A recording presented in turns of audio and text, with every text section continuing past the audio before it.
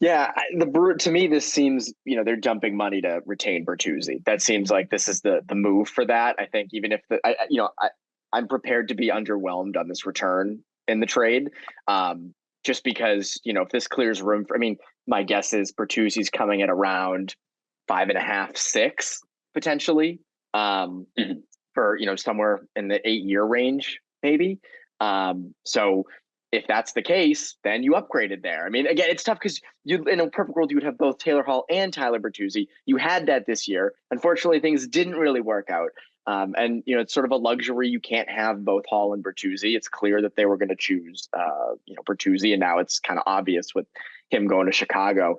It's unfortunate because I think the Taylor Hall era in Boston, I think we expected more. CLNS Media's Bruins coverage is brought to you by FanDuel. New customers get a no-sweat first bet up to $1,000. That's bonus bets back if your first bet doesn't win. He was fine here. He made sense. He was solid at times. But even this past year, he took his assignment well, being on the third line with Coyle and Frederick. But why is he on the third line? We get it because the team was so good ahead of him, and Zacha fit well with Krejci and Pasternak. But I still, Chris Johnson just tweeted the Blackhawks were not among the 16 teams listed on Hall's no trade list, so Boston was able to complete this deal without him, without his consent. So no Torrey Krug situation, which we'll get to in a bit if nothing more comes up on this.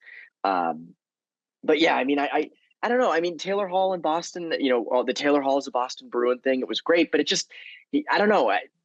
It felt like they just didn't really hit it with him.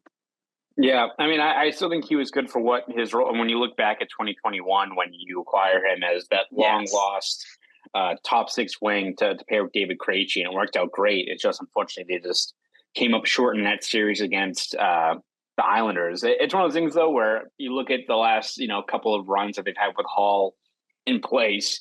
I wouldn't really put most of it on Hall himself. I think it's just more the team as a whole underperforming, because I think he fit in well. Like you look at just what, especially this year, he sacrificed for the greater good of the team. And this is the guy that was coming off of last year, had 60 points, was looking to win, was a guy that, changed his role into more of a defensive forward on the third line. And, I'm sure he wasn't thrilled about it, but accepted his role for the greater good of trying to win that elusive Stanley Cup. Didn't get it, but he's one of the few guys you got to give credit to that elevated his game once he got to the playoffs. So, again, I don't think it was definitely wasn't a bad trade at the time, right? In terms of how much you kind of fleeced Buffalo for it. And I don't think the Bruins were really off course in terms of signing him to that contract. We were looking at, I think at the time, $6 million seemed pretty fair for a guy like him, who's, part of that, next group of guys you want to build around. Is he a guy long-term that was part of the foundation? Probably not. And again, that's why they're moving on from him now. But again, I think for what his role was and what he provided in various spots, kind of whatever the team needed of him, and he delivered.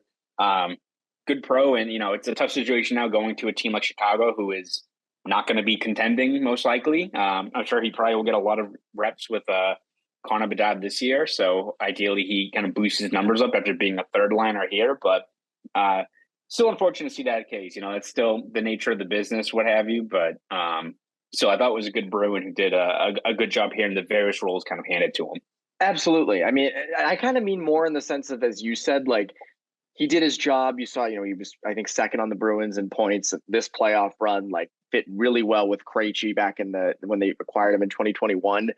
But like even this past year, like just kind of getting bumped by a guy like Zacha just with the fit and stuff. I don't know. I expected him to be here a little bit longer. And again, maybe things are different if they go further in this playoff run. I keep refreshing Twitter to see what the return is on this trade. I don't want to miss it. You scoop me on this. You were the one that got to break the news on the trade. But no, I think in terms of that, and he always wanted to be in Boston. And now it comes to an end. CLNS Media's Bruins coverage is brought to you by FanDuel. New customers get a no-sweat first bet up to $1,000. That's bonus bets back if your first bet doesn't win.